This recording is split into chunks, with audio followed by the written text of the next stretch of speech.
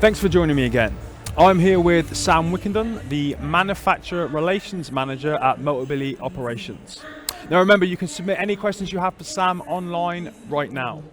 Sam, welcome. Thank you for joining me again, and can you tell us a little bit about your role and how it supports Motability scheme customers?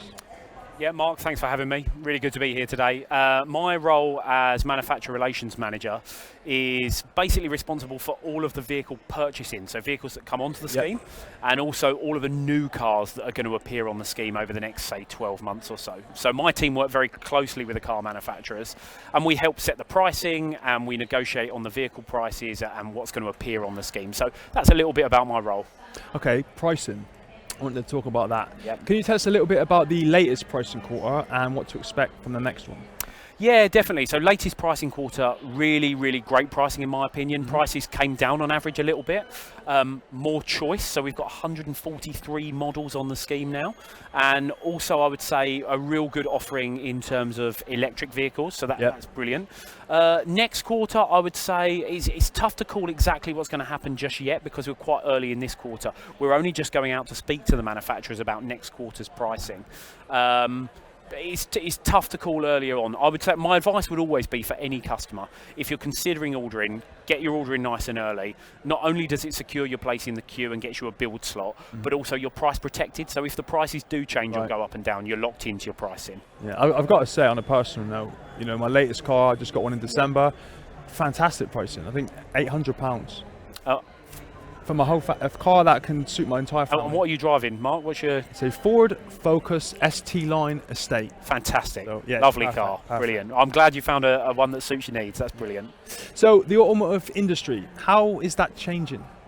I think the biggest thing for me in the automotive industry at the minute is something that is targeting vehicle emissions for the manufacturers. So there's a zero emission vehicle mandate that means by 2030, 80% of the cars on the scheme and 80% of the cars on the market will need to be electric vehicles. Now it's probably going to happen much quicker than that because manufacturers are investing heavily into electric vehicle technology. But for me, that's the biggest challenge in the automotive industry.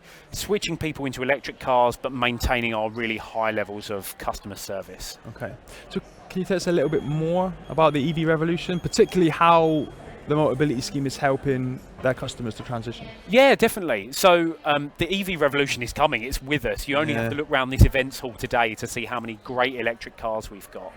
In terms of how we're helping people transition into electric cars, if you can charge at home and have a off-street parking or a driveway, we will fit a Motability home charger for you with our partners OMI, free of charge, so that's brilliant. If you're out and about on the go, we will provide you access to a network of public chargers, and we're investing really heavily to make sure that those people that can't charge at home don't get left behind in that transition. So they've got great access to public chargers, and we're running lots of pilots to explore things for people in terraced housing, people who live in flats, charging apps, working with local councils to ensure that chargers are put in the right location. So there's tons going on behind the scenes to make sure that we're supporting customers as best we can. Gotcha. Now, everyone loves a good myth. What are some of the common myths and misconceptions that you've encountered with the EV world, and how do you address them? Yeah, definitely. I think probably the biggest one that I've seen is that they all catch fire.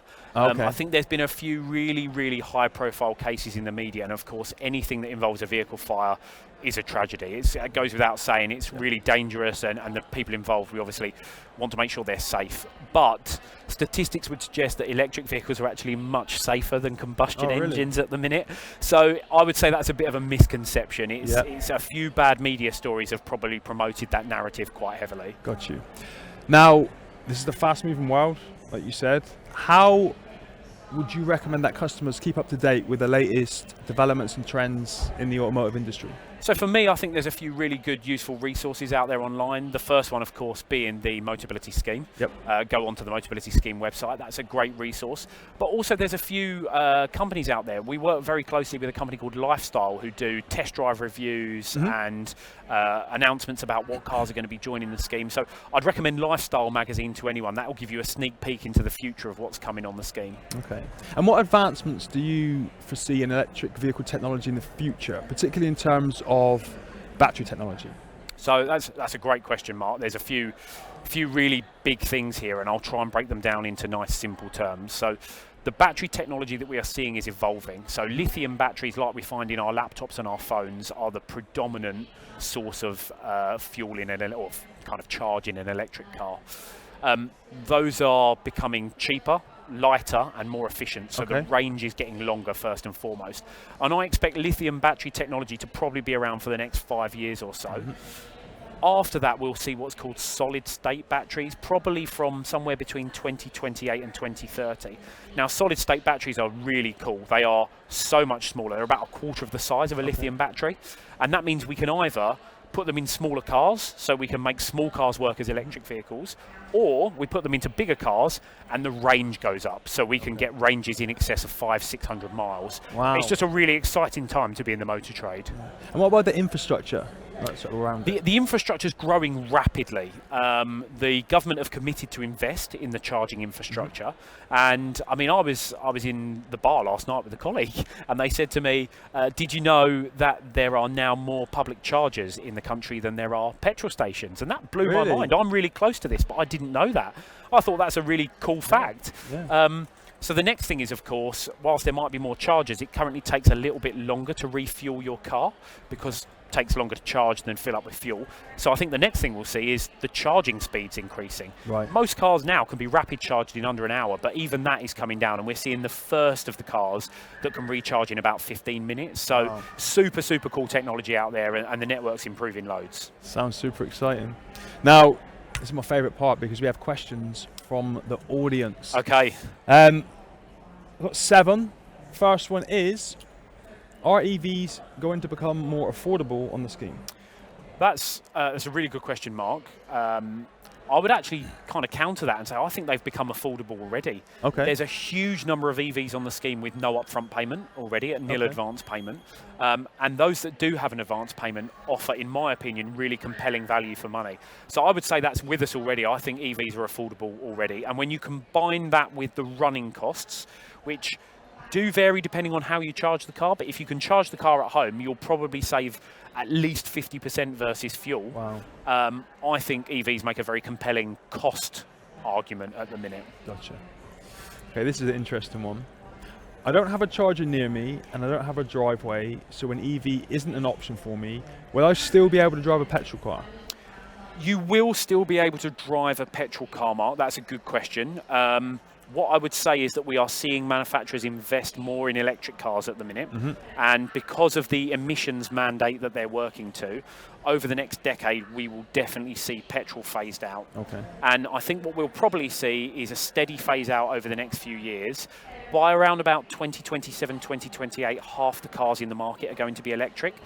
Of course, the challenge there is if there's still a lot of demand for petrol cars, there won't be enough petrol cars for everyone. Okay. And also the petrol cars that do exist are probably going to be the more expensive ones, because if you can only build a limited number, you're probably not going to build the cheap ones. You're probably going to build the more expensive ones. Yep. So I think whilst you will still be able to get a petrol car for the next few years or so, it's worth starting to consider an EV, I think, for everyone. We all need to start thinking about it. Okay, absolutely.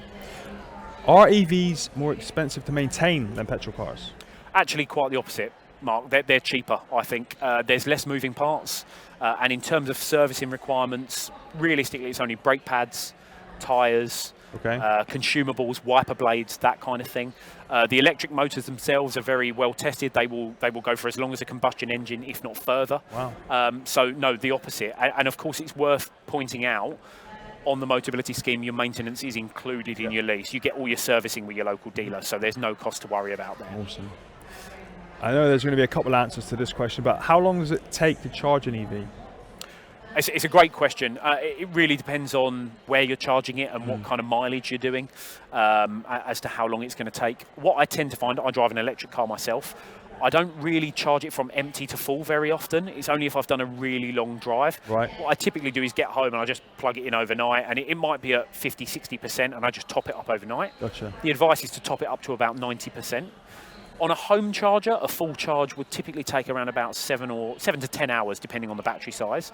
On a rapid charger in public, anywhere from 15 minutes to an hour and 10. It's really quite quick to recharge on the go. So I've not found moving into an EV inconvenient at all. Okay. Generally speaking, if I do a long journey and I need to recharge halfway, by the time I'm running out of electric, I already need to stop for a coffee or to use the loo or whatever it might be. Right. So yeah, I've not found it too challenging in terms of public charging. Okay. Another question which has probably got a few answers is, what's the best way to charge your EV? What's the best way to charge an EV? The best way to charge an EV, I guess, twofold there. Firstly, the recommended charging is normally to about 80 or 90% just to prolong the life of the battery. So in terms of longevity of the car and getting the most out of it, probably only charge it up partially to kind of 90%. In the same way, if you charge your phone full every night, you start to see the battery deteriorate over time. It just prolongs the health of the car. Okay. In terms of best way to charge it, I would recommend either publicly or at home. Publicly will typically be a bit more expensive than at home, but either works as a good option. My only advice would be to steer clear of 3-pin plugs, apart from in emergencies, just because household sockets are not really designed to take the load of an electric car for a long period of time, and it will take you about 24 hours to charge it on a 3-pin plug, so it just doesn't make much sense. Right. How far can I travel in EV? I know there's a lot of answers to this one. Yeah, that's a great question. I think we're seeing massive advancements in battery range at the minute. If I take both ends of the spectrum, the lowest range on the scheme will probably be about 130, 140 miles. The longest range on the scheme will be up at 380 miles. So it's a massive swing. Okay. I think each car has a place in the market. It just depends on your usage. Okay. This might be controversial. Why is the scheme not offering hydrogen cars? It's an interesting one. Hydrogen cars they're really cool technology. Yeah. Really cool technology.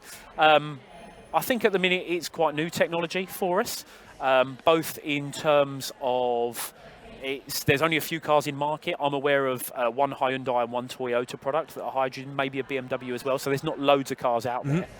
We are seeing hydrogen used quite successfully in heavy goods vehicles and in buses that can stop and refuel quite regularly.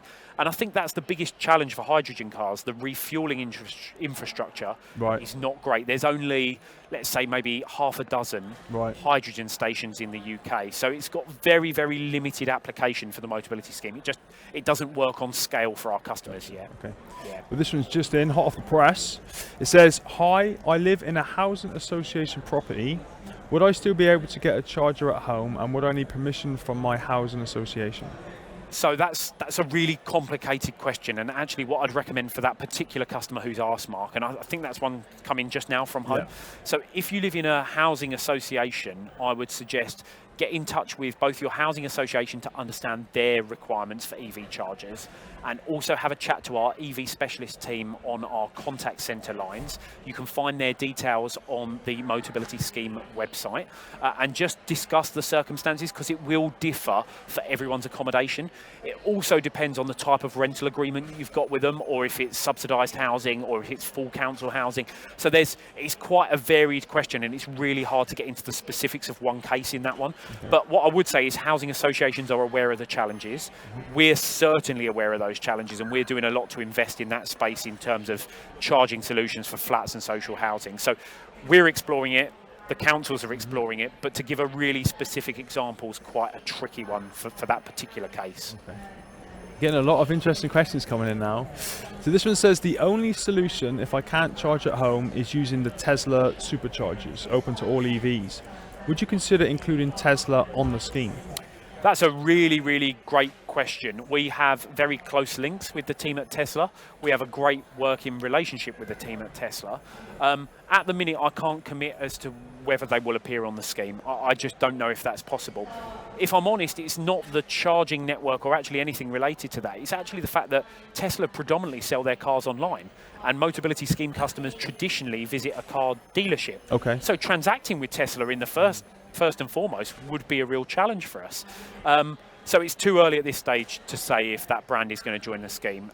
We're working closely with them to understand their product and understand what they can offer.